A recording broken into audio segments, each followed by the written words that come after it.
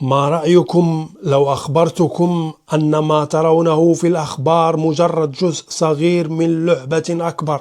صراع الشرق الأوسط اليوم ليس مجرد دول تتقاتل، بل هو نتيجة عقود من التخطيط وثورات وحروب سرية وأفكار تحرك السياسة الأمريكية من الداخل. في هذه الحلقة سنكشف كيف نشأ النظام الإيراني الحالي، وكيف أصبح لاعبا إقليميا يتقاطع مع مصالح أكبر القوى، وصولا إلى صراع دونالد ترامب مع التيارات التي سيطرت على واشنطن لعقود. استعدوا لفهم الحقيقة وراء الأحداث التي تغير وجه الشرق الأوسط، من نشأة النظام الإيراني إلى صراع المحافظين التقليديين والمحافظين الجدد. أهلا بكل من يشاهدني لأول مرة. هذه قناة ظل الهدهد، هنا نحلل القضايا، الأمور، الأفكار والأخبار، ونفكك الخطاب الإعلامي بهدوء بعيدا عن الاستقطاب والصراخ. هذه القناة مساحة للعقل قبل العاطفة، وللبناء قبل الهدم، وللتكامل بدل التفرقة. نحن لا نهاجم، لا نحرض، بل نقرأ، نحلل، ونطرح الأسئلة التي تستحق أن تطرح، لأن الحقيقة لا تحتاج ضجيجا بل وضوحا. فهم ما يجري اليوم في الشرق الأوسط لا بد من العودة إلى نقطة البداية. كيف نشأ النظام الإيراني الحالي، وكيف تشكلت الصراعات الدولية التي تحيط به. في سبعينيات القرن العشرين كانت إيران حليفا قويا للولايات المتحدة تحت حكم الشاه محمد رضا بهلوي. كان الشاه يحكم إيران كنظام ملكي قوي يعتمد على الدعم الغربي خصوصا الأمريكي، وكانت إيران تعتبر ركيزة للاستقرار الإقليمي خلال الحرب الباردة. ومع تصاعد نفوذه وطموحه في تحويل إيران إلى قوة إقليمية، وأيضا دعم الشاه للدول العربية في حرب سنة 1973 بناقلة بترول إلى مصر.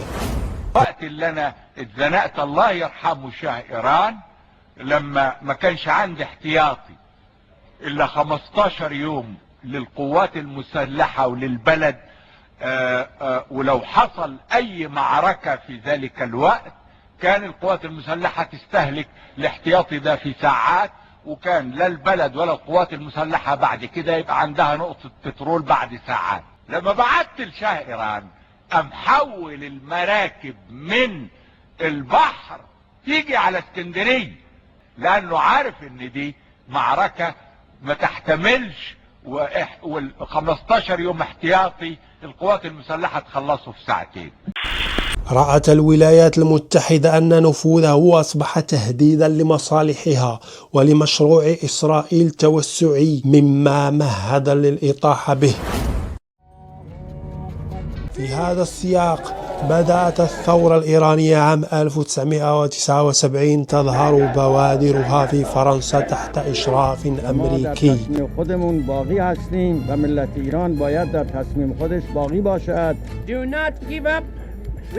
حيث كان روح الله الخميني مقيما هناك. وبعد الإطاحة بالشاه تم نقله إلى إيران بطائرة فرنسية عسكرية ليصل مباشرة إلى السلطة ويصبح رأس النظام الجديد. ويمكن دعم هذا الطرح بما قاله زبيغنيو بريجينسكي مستشار الأمن القومي للرئيس الأمريكي جيمي كارتر بين 1977 و 1981، الذي أشار إلى أن إيران أصبحت محورا جيوسياسيا مهما في المنطقة بهدف السيطرة على نحو 4 مليون شيعي ولمواجهة التمدد الصيني في المنطقة. أسس الخميني نظاما جديدا قائما على مفهوم ولاية الفقيه، وهو نظام ديني يمنح السلطة العليا لمرشد الثورة. ومنذ ذلك الحين أصبحت إيران جمهورية إسلامية ذات نظام سياسي فريد يجمع بين المؤسسات الجمهورية والسلطة الدينية، لكن السنوات الأولى للنظام الجديد لم تكن مستقرة. ففي عام 1980 اندلعت الحرب الإيرانية العراقية بعد أن قرر الرئيس العراقي صدام حسين مواجهة إيران مستغلا الفوضى التي أعقبت الثورة. استمرت الحرب 8 سنوات وكانت واحدة من أطول الحروب في الشرق الأوسط الحديث. وخلال تلك الحرب ظهرت مفارقة سياسية مهمة. رغم العداء العلني بين إيران وإسرائيل فقد ظهرت قنوات سرية لتسليح إيران.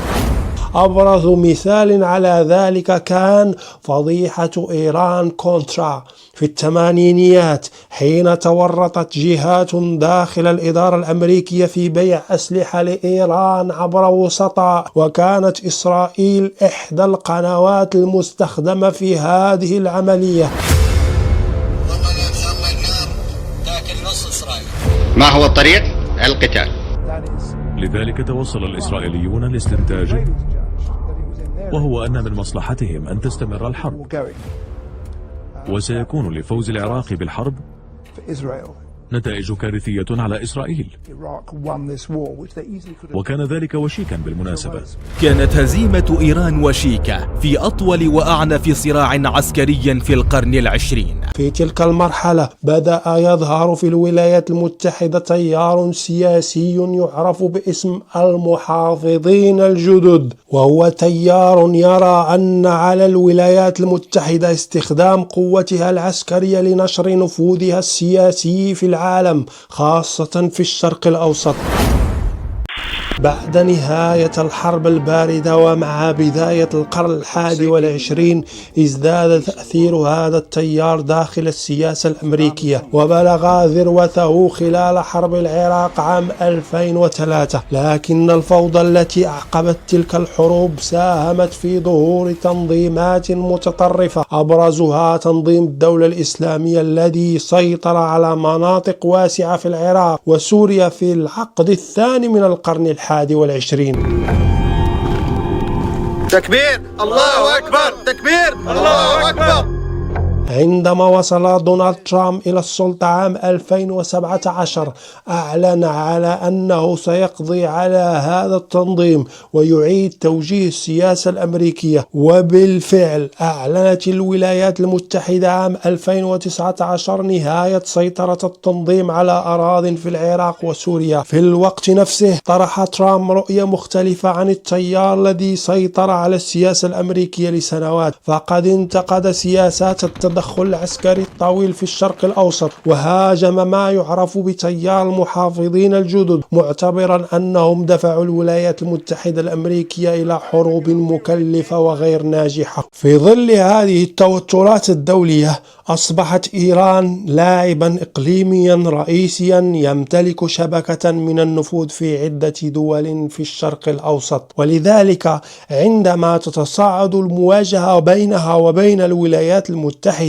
تشعر بعض دول الخليج بقلق من أن تتحول هذه المواجهة إلى توترات داخلية بسبب وجود قوى سياسية واجتماعية مرتبطة بإيران في المنطقة. ولهذا السبب غالبا ما تحاول بعض الدول تجنب التصعيد المباشر مع طهران خشية أن يتحول الصراع الإقليمي إلى اضطراب داخلي. وفي خضم كل هذه التحولات يبقى السؤال الكبير موجه إليك أنت أيها المشاهد: هل ما يحدث في الشرق الأوسط هو مجرد صراع بين دول؟ أم أنه في الواقع انعكاس لصراع أعمق داخل مراكز القرار العالمية نفسها؟